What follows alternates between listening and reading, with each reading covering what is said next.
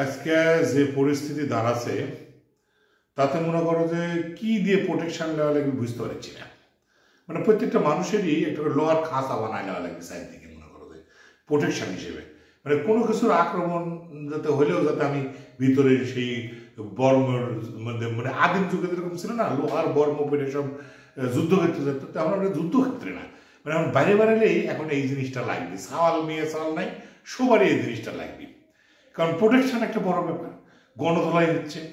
আর এই যে যারা মনে করো যে মানে শরীরে যারা আগুন জ্বলে, বুড়াশুড়া নাই, তারা এই যে ছোট ছোট বাচ্চাদের উপর যে নির্যাতন চালাচ্ছে, এটা থেকে রক্ষা পাওয়ার জন্য এখন লোহার খাঁচা পোড়া লাগবে গায়ে থেকে। ভাব দেখেছি মানে যে করোনা থেকে রোদের জন্য যেরকম আমরা পোশাক পরেছিলাম, এখন মনে করো যে এই মহামারী থেকে বাঁচতে আমার এখন লোহার পোশাক পরা লাগবে। তাছাড়া তো উপায় দেখেছি না। মানে কেউ করছে যে পৃথিবীর এই বুকে আগুন জ্বালিয়ে দেব, গদি তুমি আমারই না হও, বিশ্বাসঘাতকতা করো না তোমরা। মানে কেউ মনে করছে যে গদি যদি আমার না হয় আগুন জ্বালা দেব। আর একজন করছে তোরা যে যা বলিস ভাই, আমার সোনার প্রেম চাই। গদি তোরা যে যাই কোষ, আমরা গদি ছেড়ে লড়ছি না। আমাদের সংস্কার কার্যক্রম না হওয়া পর্যন্ত আমরা গদি ছাড়বো না। দেশের আইন শৃঙ্খলা পরিস্থিতি যেটি যায় যায়। আরে বাবারে, আগে আইন শৃঙ্খলা পরিস্থিতি নিয়ন্ত্রণ, জনমনের শান্তি নিয়ে এসো।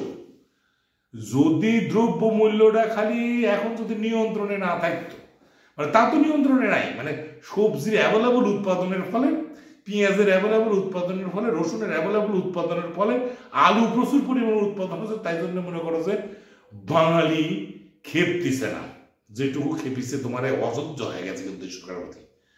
যদি এই মনে করো রমজান যাতে যাতে করলে আলু ঢুকে নেওয়ার পরপরই কিন্তু আলুর দাম ঢাক ঢাক করে 50 হয়ে যাবে। তোমার আগেই স্মরণ করে দিলাম। 20 টাকার আলু খাচ্ছেও না বাঙালি, সব মিটে যাবি কোল্ড ভরেলি, কোল্ড স্টোরেজ। তখন বুঝবে না যে আমরা সিলিন্ডার মতো করে একটু করে বাইর করবো আর তোমারে দিব। তখন 50 টাকা, 80 টাকা, 100 টাকা পর্যন্ত আলু। তোমরা বাজার তো নিয়ন্ত্রণ করতে পারবে না। তোমরা জানা আছে আমরা ব্যবসায়ী, আগে কোল্ডে ভরেলি।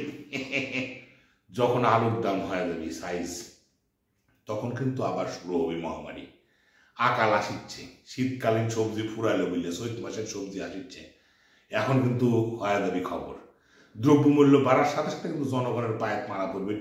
ট্রাকের লাইন দিয়ে 1000 লোক এসে দাঁড়াচ্ছে, আর তুমি 400-500 লোকে এক জায়গায় ট্রাকের থেকে দিচ্ছ মাল।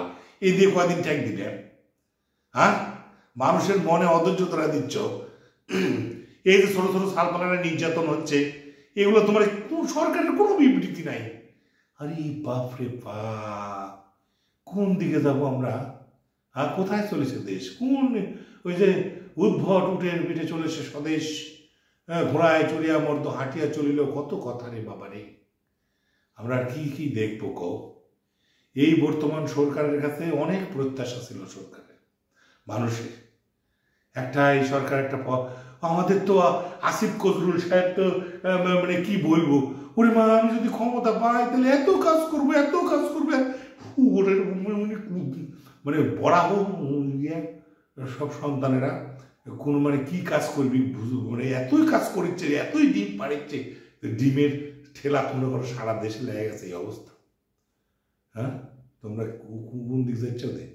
এই যে সালপাল ফুসে উঠেছে, কিন্তু তোমরা বলছো যে একজন করছে দল গঠনের পরে বৈষম্য নাই, বিরোধী নাই, হ্যাঁ, ছাত্র সংগঠন নাই, দেখায় দিচ্ছে জনগণ। সবাই কিন্তু এখনো সময় আছে, এখনো সময় আছে ওই মানে ফিরে আসুন ট্রেন্ডে। আমরা কিন্তু ভালো নাই, ফুসে উঠবে জনগণ। এই রমজানটা ঈদটা পার হয়ে মানুষ কিন্তু দ্রব্যমূল্যের ঊর্ধ্বগতি যখন হবিনি না, তখন বুঝবেনি ঠেলা। হ্যাঁ, হবি দ্রব্যমূল্য হইলেও বুঝলে এক তেল নিয়ে তোমার যে কাণ্ড করলে হবি হবি হচ্ছে। ক্ষমতা কারো চিরস্থায়ী হয় না। বাঙালি বুঝো, বুঝো বাঙালি বুঝো।